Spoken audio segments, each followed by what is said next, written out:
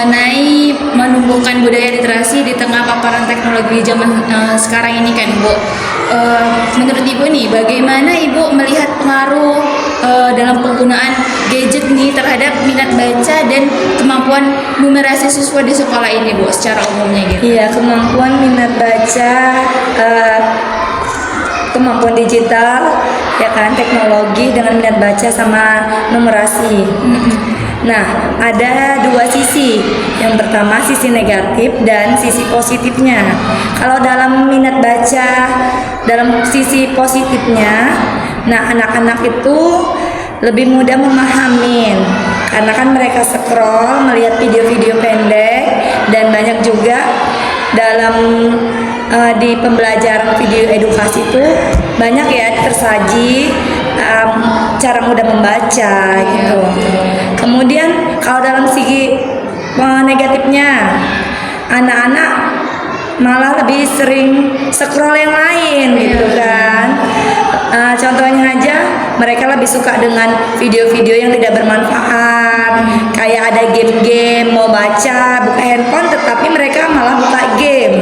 Nah itu segi negatifnya dalam segi minat bacanya ya, literasi.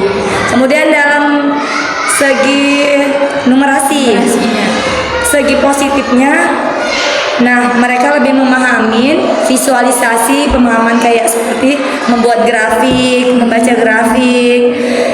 Kemudian kalau segi negatifnya, mereka lebih malas. Kadang mereka lebih malas berpikir untuk menghitung, lebih mudah dengan menggunakan kalkulator. Iya benar-benar. Ya kan? Iya. Benar.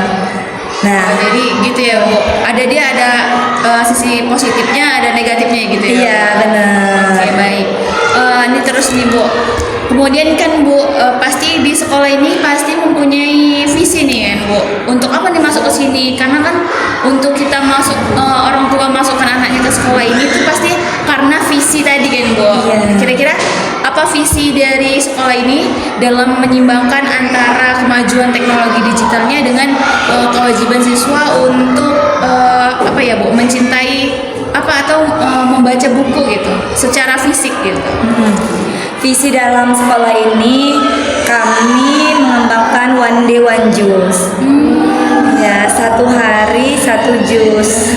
Jadi anak-anak itu sebelum masuk ke sekolah atau setelah masuk pembelajaran 15 menit atau 20 menit mereka membaca Al-Quran. Nanti di sela-sela itu mereka juga tetap membaca juga sampai satu juz gitu.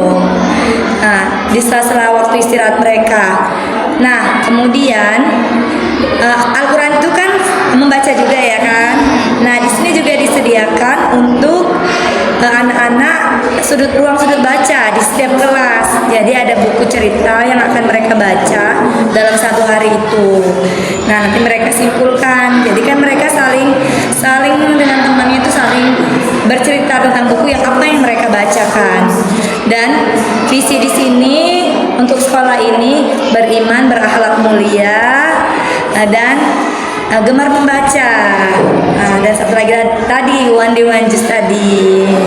Ya, jadi selain anak-anak itu mengetahui sosial media juga, mereka tidak lupa juga dengan Al-Quran dan buku bacaan yang ada, pelajaran yang ada di sekolah. Berarti semua siswa tuh diwajibkan satu hari satu juz atau bareng-bareng bacanya gitu Bu?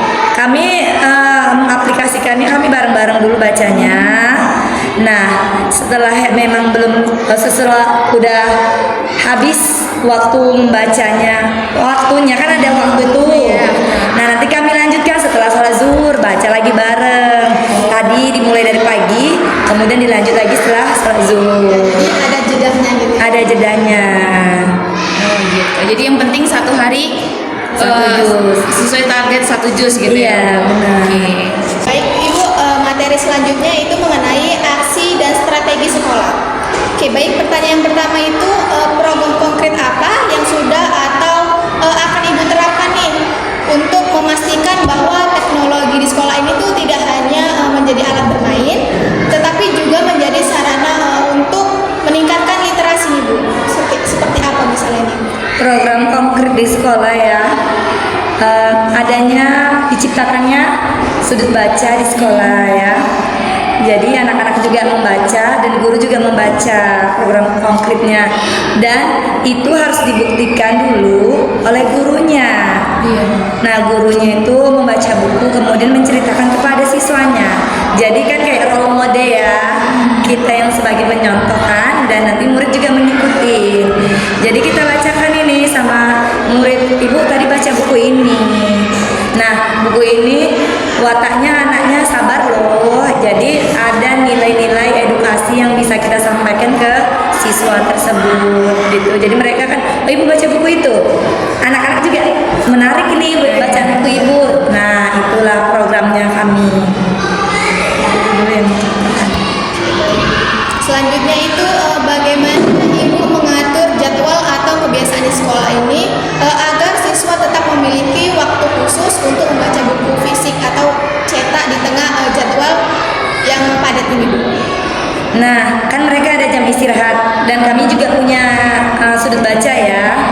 Kalau di sekolah mereka itu diwajibkan untuk membaca satu hari ini satu buku biar mereka lebih mencintai literasi, membaca satu buku-buku apa aja.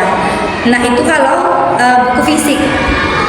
Kalau buku digitalnya mereka harus mencari e-book ya kan, buku digitalnya, dan mereka kumpulkan hari ini dan mengumpulkan e-book apa dan buat ringkasannya. Kemudian mereka juga kalau di rumah harus menyiapkan waktu. Setiap, ini kan full day kami ya, setiap selesai sholat maghrib sediakan waktu 15-20 menit mereka membaca, dan itu juga di koordinir melalui grup WA orang tua. Jadi orang tua juga ikut berperan, menyuruh anaknya udah waktunya ini membaca setelah selesai sholat, setelah membaca Al-Quran, dan mereka tuh belajar menyisihkan waktu untuk membaca.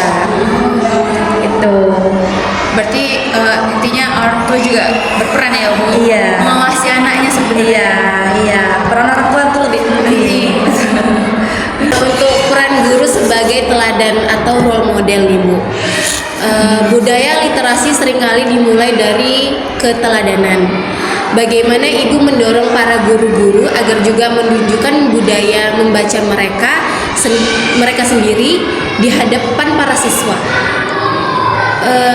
bukan hanya sekedar memberi tugas.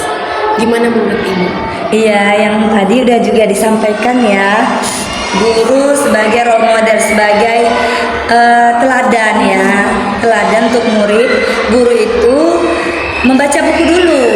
Jadi kita tuh kalau mau menyuruh siswa, kita dulu yang menerapkan, kita dulu yang membaca gitu kan. Kita baca, kadang mereka tuh kepo. Kita baca buku apa hari ini, terus ibu-ibu ngapain Bu gitu kan. Jadi ibu baca buku ini, oh ibu baca buku itu, iya. Terus ya udah nanti kita ceritakan kepada anak-anak didik kita, ibu tadi baca buku ini loh, orangnya ini kayak entah sabar atau anaknya ini kok kayak gitu sama orang tuanya.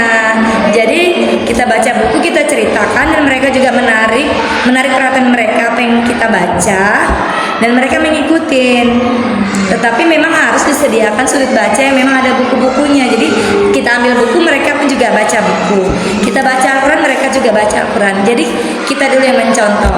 Kita kayak misalnya menjaga kebersihan, kita dulu yang membuang sampahnya, baru kita bisa menyuruh anak kita untuk membuang sampah tersebut. Apa kebijakan Ibu sebagai wakil kepala sekolah terkait penggunaan media sosial atau konten digital oleh guru sebagai alat bantu ajar agar tetap sejalan dengan nilai-nilai literasi yang baik? Gimana nih Bu? Ya, yang pertama ada 3 poin ini.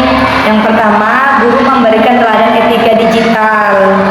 Kita melihat digital, gawai kita ya kan, handphone. Nah, kita melihat yang baik-baik ya, entah video edukasi, kemudian kita terapkan kepada siswa melalui tadi melihat film bersama itu kan, cerita-cerita yang seru atau pembelajaran apapun kita terapkan di pantulan InFokus gitu kan.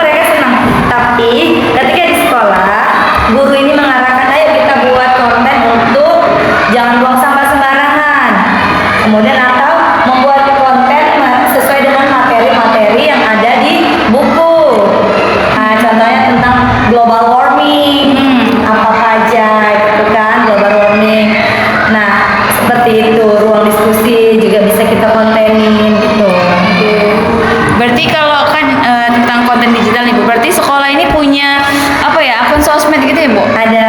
Ada. Berarti ada di mana tuh Bu? Ada di Facebook, ada di TikTok juga ada. Oh, ada. Dan ada di setiap guru-guru juga memiliki konten gitu.